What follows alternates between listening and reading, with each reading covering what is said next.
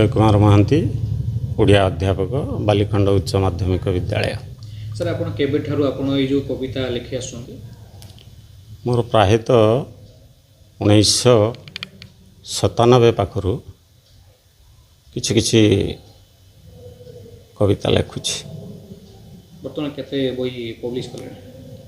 आज सुधा 4टी बही संकलित होइछि। प्रथम कविता प्रति आकृष्ट है? कविता प्रति आकृष्ट नहीं, गोटे उच्छ्वास आसे अंतर भीतर, गोटे उच्छ्वास आसे।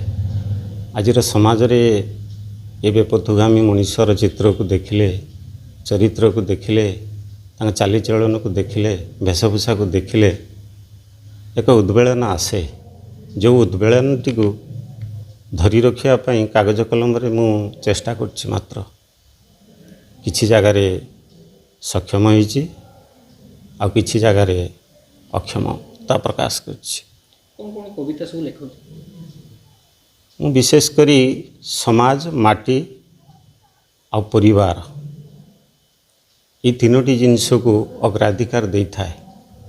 कारण जो माटी पर आम ठिया होइछे, जो माटी के आम भरोसा करिछे, जो माटी आमको पालन करिछि, से माटी आज कलंकित साजिबाकू जाउछि। ई मनीष ही ताकू अलगा रूप से रूपायित करने चाहूँगी। तेणु विद्रोह आसे। माटी विगत दिन में जो माटी, से माटीटा माटी ही थाउ, ताकू विचित्र रूप से विवन्ना करना। कारण माटी जिते विवन्ना हो से सृष्टि रे प्रलय आसियो। तेणु माटी की शांत करने को दि जाऊ। से दिनर से माटी रे थिबा परंपरा, से माटी रे थिबा रीतिनीति को जाबुड़ी रखी आमे ताकू पालन करवा उचित। कारण से रीतिनीति के आमे जिते पासुरी जाऊे आधुनिकतार नाम रे आमको अनेक समस्यार सम्मुखीन होगा पड़ुछि। को समय आपण कविता लिखते? सेमिति कविता रचना करिवार समय निर्धारण करा जाए। ये एक स्वाधीन उच्छ्वास गोटे बाट चालू चालू आसे, से भावना टिकक भात खाऊ खाऊ आसे एवं पाठ पढ़ू पढ़ू मध्य क्लासरूम रे से भावना टिकक आसे। एवं जेतेबेले रूम रे प्रतिदिन कर्मचारी जेतेबेले टिके विश्राम नबाकू चेष्टा करे, अनेक समय से भावना पशि आसे। किंतु सही समय ही मु किछिटा धरी रखे। आपनकर केम कविता आपनको परिचय करछि? मते ही प्रथमे परिचय करथिला तथापि। कौन से कविता थिला? से तथापि कौन सब थिला? तथापि रे सारांश एया जे मनीष आज आधुनिकता नाम रे शहर रे रहिले भी सुधा मो गाँटा आज केमती सहरी सहरी बासुछि। मनीष आज जिते बड़ लोक हेले मध्य दिने ना दिने से गाँ को फेरुछि। तथापि मो गाँ समस्त को बासुछि।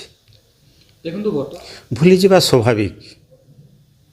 कारण से दिनर जो समय थिला, से दिनर जो रीति थिला, से दिनर जो नियम थिला, से दिनर जो नीति थिला, से नीति रु मनीष आज टिके बाहर हो जाइछि। रास्ता रे बाम पटरे न चली डाहाण पटरे जीवाकू चेष्टा करुछि। आधुनिकतार रूपरेख देइछि। शाढ़ीटीए न पिंधि सालवार पंजाबीटीए पिंधुछि।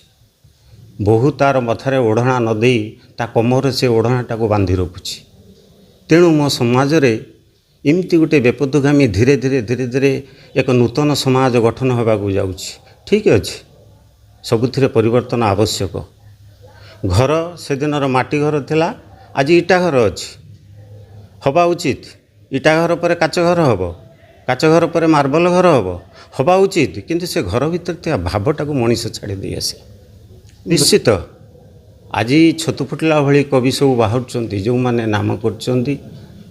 मोर गोटे कथा मन को आसे जे आम घर भितर ठाकुर घरे जो भागवतटी अच्छी ताठर बड़ कविता ए संसार नहीं।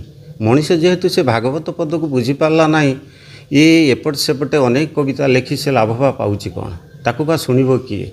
तो नियम टिके आज मनीष लेखुची। से दिन मध्य मनीष शिक्षा आरंभ करथिला जो माटी सिलेटरू, आज शिक्षा लाभ मनीष करछि डट पेन आउ कागजरू। इटा ही फरक रही जाइछि। जो कि आज समाज गोटे विकृत रूप धारण करछि।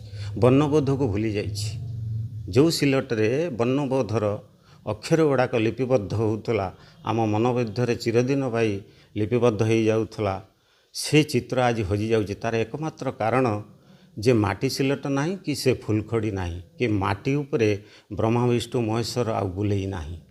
हाँ अक्षय कुमार महांती आम कॉलेजर ओडिया अध्यापक से बाणी विहार छात्र भद्रक कॉलेज ग्रेजुएशन कंप्लीट से ओडिया ऑनर्स माने ग्रेजुएशन कंप्लीट कले से जन बहुत बड़ सुसाहित्यिक कारण पिला से कॉलेज पढ़ला बेले पिला विभोर होता क्लास करने से भाषा से माने मृत जिनस को वस्तु को से जीवंत कर दिखते लेखनी माध्यम से कमन रूम आम सहित बसला बेले से निजक माने कलम सहित निजक धरिकी कौन भाविला भाई भावुव अन्य सहित कथबार्ता ना मुझे पचार तू कौन कर लिखे तार बहुत संकलन बाहर थे आनी मत गोटे बही गिफ्ट देला देख मुझे कौन करे बस मजू पचार एका एका बुले कौन करे यहाँ देख तो साहित्यर गोटे शक्ति अच्छी समाज को सुधरवार शक्ति साहित्य अच्छी से सब चेष्टा करे आधुनिक साहित्यटा को केमती आग को नि जापर आ पिला माने गोटे ओडिया भाषा प्रति ओडिया साहित्य प्रति मातृभाषा प्रति कि गोटे प्रेम जाग्रत हो भितर तार पढ़ा शैली में साहित्य तार भावनार साहित्य ता आचरण साहित्य साहित्य ही ता जीवन